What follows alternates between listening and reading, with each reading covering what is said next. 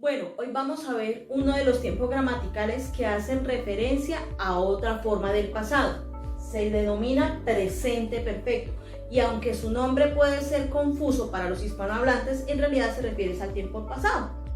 ¿Cuándo utilizamos el presente perfecto? Utilizamos el presente perfecto cuando vamos a referirnos a una situación que sucedió en el pasado por un periodo de tiempo y repercute aún o afecta al presente. Acá tengo un ejemplo en español. Él ha comprado un carro nuevo. Aquí debemos primero identificar una partícula que va a ser clave para entender y conocer ese tiempo gramatical. A. En español, en la conjugación, yo he, tú has, él ha, ella ha, eso ha, nosotros hemos y así sucesivamente. Esa va a ser la partícula clave en español y nos va a servir como auxiliar en inglés. Otra cosa que debemos identificar y resaltar es el verbo comprado. El verbo se encuentra en su forma participio, pasado participio o pasado perfecto. En español nosotros tenemos los verbos en presente, comer, en pasado, comí, y en participio perfecto, comido. Entonces, es esa última sección de la forma del verbo la que vamos a utilizar. Pero para esto es indispensable tener un buen vocabulario de verbos. Recordemos que en los tiempos pasados en inglés existen dos clases de verbos: regulares y los verbos irregulares. Recordemos cuáles son los verbos regulares. Son aquellos verbos, por ejemplo, trabajar, que en su forma de inglés la tenemos ahí, y al convertir el verbo en pasado, lo que debemos hacer es aplicar las normas del ed. Estas son las que se ven cuando uno trabaja el pasado simple. Y este verbo tiene una forma de participio perfecto, claro. ¿Cuál es? La misma forma, con el ed. Trabajan en su forma pasado y en su forma participio de la misma manera. Cosa que no sucede en los verbos irregulares. Por ejemplo, comprar. Sabemos que su forma infinitiva es buy. Y en su forma pasado cambia a bought. Eso es lo que significa irregular, que tiene un cambio. ¿Y cómo queda en su forma participio? Pues este es uno de los verbos que en su forma pasado y participio tiene la misma manera.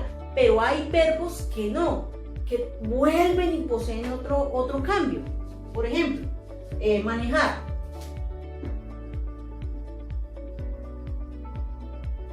En su forma de presente, drive. En su forma de pasado, drove. Y en su forma participio, vuelve y genera un cambio y queda driving. Entonces, estos son verbitos que nosotros debemos trabajar repasándolos, estudiándolos, haciendo muchos ejercicios para irlos memorizando. No hay una manera de poder decir una norma para poder trabajar con los verbos irregulares. La única manera es aprendiéndoselos.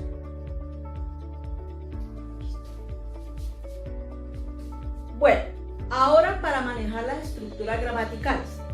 Todas las estructuras y tiempos gramaticales en inglés manejan unas partículas que se llaman auxiliares. Entonces, ¿cuál es el auxiliar que vamos a necesitar en el presente perfecto? Tenemos el auxiliar have. Y para la tercera persona se trabaja con has. Si nosotros buscamos en el diccionario sabemos que ese es el verbo tener, pero en este tema va a ser a, hemos, han y sucesivamente.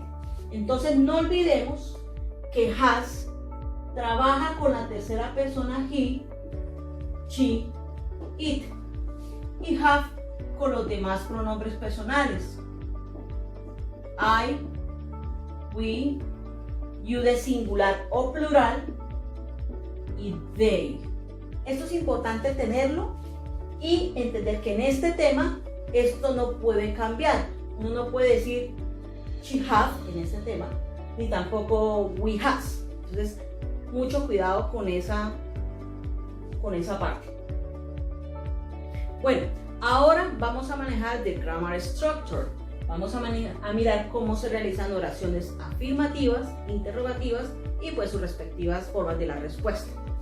Bien, entonces, podemos realizar la siguiente estructura. Colocamos el sujeto, subject plus, de auxiliaries. En este caso ya sabemos que los auxiliares son o have o has. Aquí tenemos la guía. De acuerdo, obviamente, a quién va a ser el que realiza la acción. Plus, colocamos el verbo. Siempre el verbo tiene que ir en su forma participio o su forma perfecta. Ojo, el verbo siempre debe ir en su forma pasada participio perfecto. Plus a complement. Bien.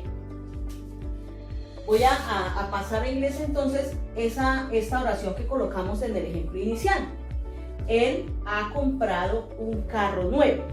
Colocaría sujeto, ¿cómo se dice él? Ya sabemos que él es he. Luego me dice que coloque o have o has.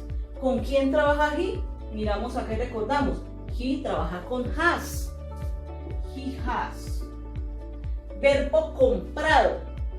El verbo comprar en su forma participio. Bought. Un carro nuevo. A new car. Muy bien. Acá tenemos la construcción de una oración en presente perfecto.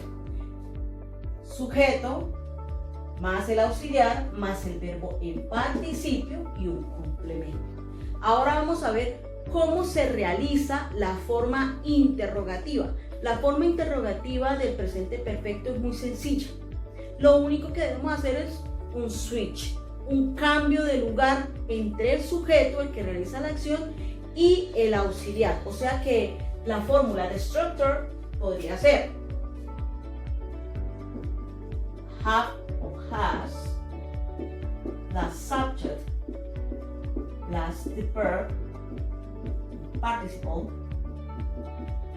a complement and the question mark.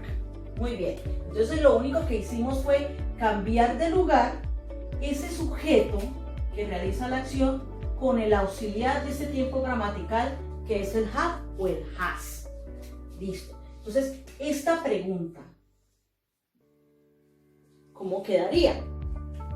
Coloco has, he y se va a mantener el resto de la estructura. El verbo tampoco va a tener ningún cambio.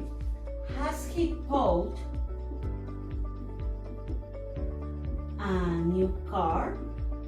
Con el acento de la pregunta. No olvidemos colocar el question mark.